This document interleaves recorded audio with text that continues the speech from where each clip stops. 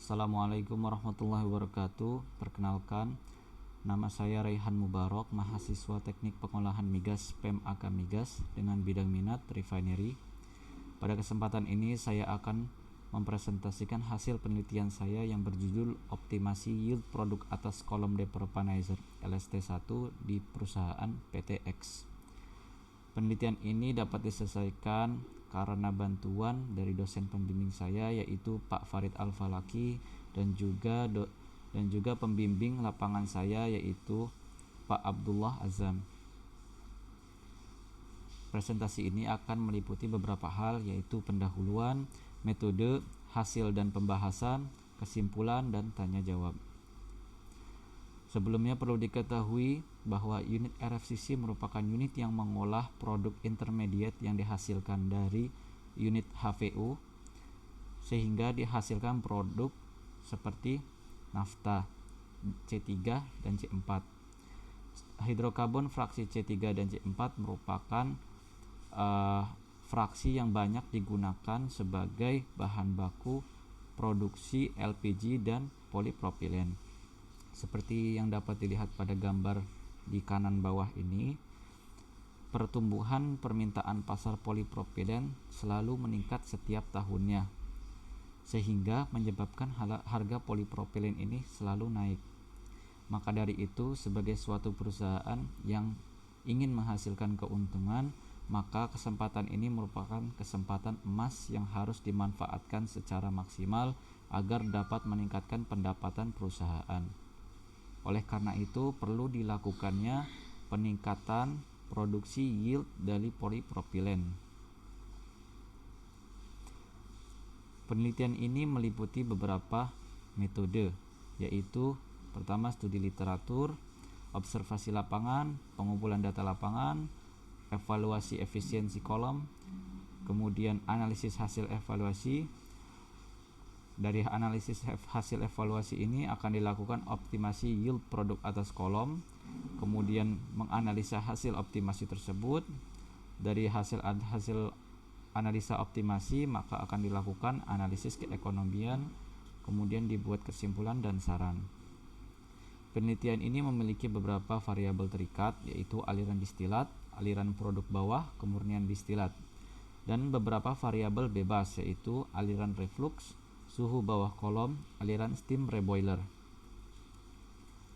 Berdasarkan data yang diperoleh dari lapangan, bisa dilihat dari tabel atas kiri ini merupakan parameter operasi dari kolom depropanizer, sementara pada tabel kiri bawah merupakan mass balance dari kolom depropanizer. Sementara itu, pada tabel yang kanan merupakan hasil analisis laboratorium dari umpan serta produk yang dihasilkan dari kolom depropanizer. Menggunakan data-data tersebut, maka dapat dilakukan evaluasi efisiensi kolom depropanizer.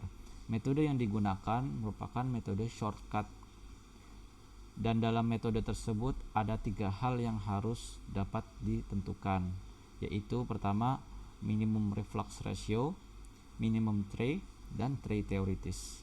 Dari perhitungan yang telah dilakukan diperoleh bahwa minimum reflux ratio sebesar 1,15. Sementara itu minimum tray sebesar 8 tray. Menggunakan data-data tersebut maka dapat diperoleh menggunakan grafik ini nilai tray teoritis, yaitu sebesar 14. Ringkasan hasil perhitungan dari hasil evaluasi kolom ini dapat dilihat pada tabel di sebelah kanan, di mana berdasarkan perhitungan yang dilakukan diperoleh bahwa saat ini efisiensi kolom sebesar 32,22%, di mana masih memenuhi syarat pengoperasian kolom, yaitu kisaran minimal 30% efisiensinya. Dari hasil evaluasi tersebut maka dilakukan optimasi kondisi operasi. Optimasi yang dilakukan adalah untuk meningkatkan yield raw PP atau distilat dengan syarat memiliki kemurnian sebesar 68,5%. Perubahan optimasi ini dilakukan dengan mengubah parameter operasi yang dapat dikontrol seperti tekanan, temperatur, dan aliran reflux. Secara teoritis, bila aliran reflux ditingkatkan maka kemurnian produk akan meningkat, tetapi yield distillate akan menurun.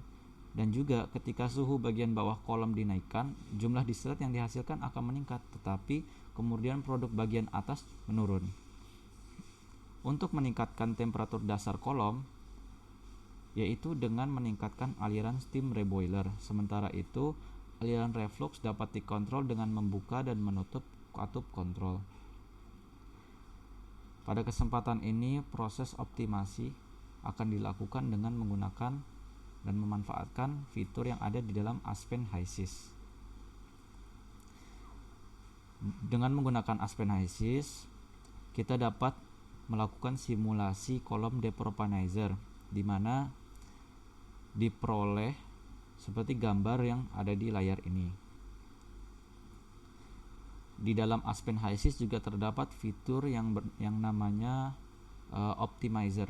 Optimizer ini digunakan untuk mengoptimasi kondisi operasi sehingga didapatkan yield yang maksimal dengan purity yang masih memenuhi syarat spesifikasi produk.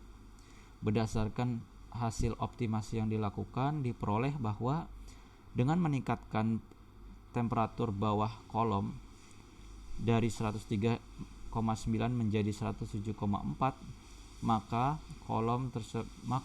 distilat dapat meningkat sebesar 239,30 hingga 315,60, di mana purity dari produk atas tersebut sebesar 69,08%, yang dimana masih memenuhi syaratnya yaitu 68,5%.